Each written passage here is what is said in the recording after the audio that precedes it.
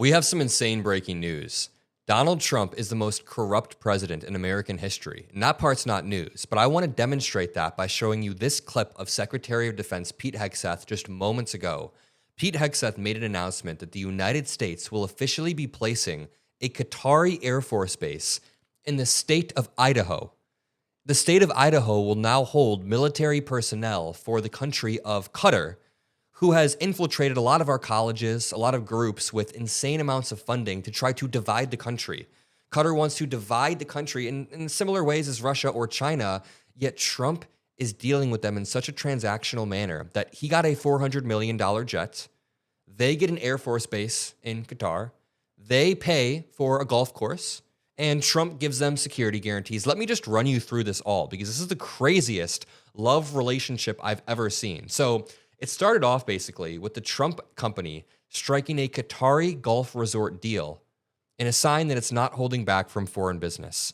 So Donald Trump's personal companies are dealing with Qatar and making billions of dollars off of them, while then the country has to suffer with a Qatari Air Force base in Idaho. There's no rationale behind it whatsoever other than the transactional nature. Now, after this golf course deal was struck, Trump also got a $400 million jet from Qatar. We are now learning that the U.S. is preparing the Qatari jet to be used as Air Force One. They have to refurbish it, which is going to cost upwards of, I think it was like hundreds of millions of dollars to refurbish this jet and make sure that it was secure coming from Qatar. But at this point right here, the blatant corruption is so obvious, but then it gets worse. Last week, Donald Trump committed the U.S. to defending Qatar's security. I feel like he's committed more to Qatar than Ukraine or any of our other allies at this point. This dude will bully Canada, say we should invade Canada. He will bully Greenland. Remember that phase when he was bullying all of these countries, talking about invading them? Yet when it comes to Qatar, he will let them place a base in the state of Idaho. Honestly, it's so bizarre that I'm having trouble wrapping my head around it, and I just want you to watch Pete Hegseth trying to explain how corrupt this administration is. Just to zoom out for 1 second.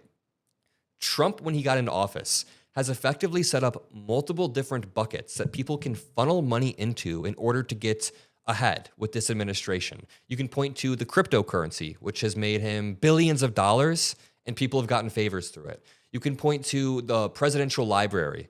Trump keeps suing media companies like ABC, and he makes them pay into the presidential library. And once they do, then their merger gets confirmed. So he's saying, hey, if you want to have your merger confirmed, settle this lawsuit and send the money to my presidential library. There's also the ballroom. He's doing lawsuits with the ballroom right now so he can have random companies pay that off. Beyond the ballroom, there's the MAGA super PAC. This super PAC has money funneling into it from actors who are getting not just benefits overall, but literal gifts, and they're able to be above the law. So with all of that being said, now that I painted a decent picture of these different buckets that Trump has created to funnel money into, I think that creates some context as to why this is so transactional right here.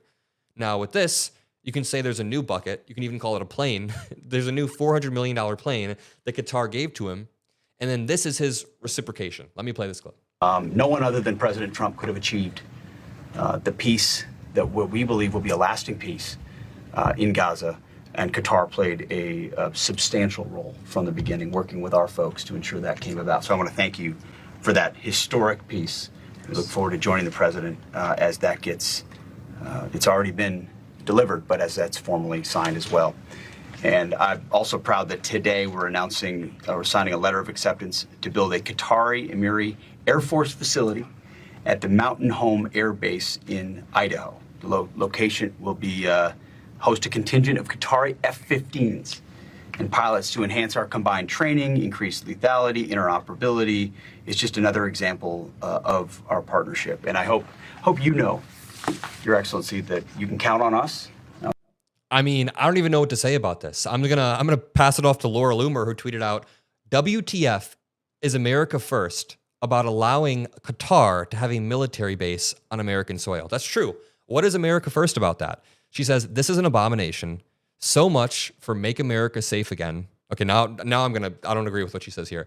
She says, by letting funders of Hamas and the Muslim Brotherhood have a military base on U.S. soil. Uneffing believable, just unbelievable. I mean, I tend to agree here. The country that is not only funding Hamas, funding a lot of other terrorist groups, but is also trying to sow division in the United States by funding a lot of colleges in a discreet way. You can look this up. This is all incredibly true. Qatar now gets special benefits with the United States. Laura Loomer is absolutely right, but at least Trump got a free jet out of it. At least Trump got a free jet, and he got a $5 billion golf resort in Qatar. Basically, how I see it is that the people of Qatar, the leaders at least, are so incredibly rich that they're trying to leverage Trump's transactional nature so much that it's now becoming a little bit too out in the open. Not just a little bit, but a $5.5 billion golf resort and a $400 million jet is reciprocated by a U.S. Air Force base, and we've committed to defending Qatar's security. Why? Why are we defending the security of countries that fund our enemies? President Donald Trump has signed an executive order for the U.S. to guarantee the security of Qatar, a significant commitment to a non-NATO Arab ally. The United States shall regard any armed attack on the territory, sovereignty, or critical infrastructure of the state of Qatar as a threat to the peace and security of the United States, said the order. The order comes as Israeli Prime Minister Benjamin Netanyahu, during a visit, apologized on the phone to the Qatari Prime Minister for Israel's strike in Doha last month. I don't believe any of Netanyahu's apologies. I did a video earlier with Ben Cohen from Ben and Jerry. You should check it out. It's on my channel. It was posted an hour or two ago.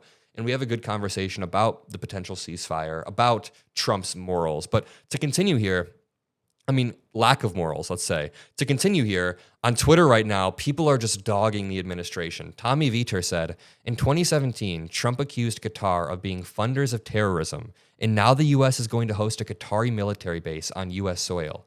Pisco says, bad faith MAGA hacks said Hunter Biden's position on Burisma was a conflict of interest.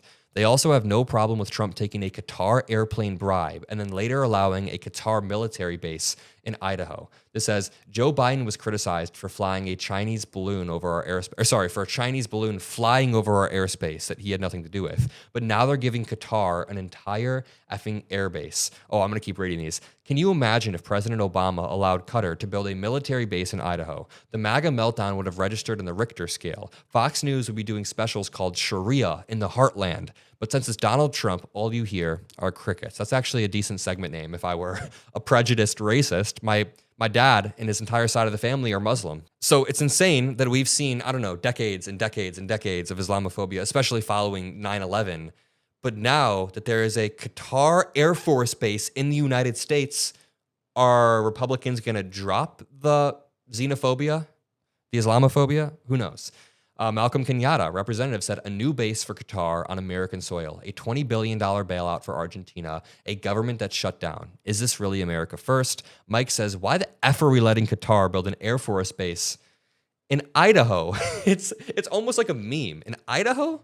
That's wild. I'm going to leave it there. If you appreciate these videos, if you appreciate the breakdown of the Trump admin's corruption, all that I ask is that you follow below. We are barreling towards 2 million followers on YouTube. And also make sure you check out the Adam Mockler Instagram, Adam Mockler Facebook, or Spotify. Wherever you are, we're there. Catch us on those platforms. I love you all. Peace out.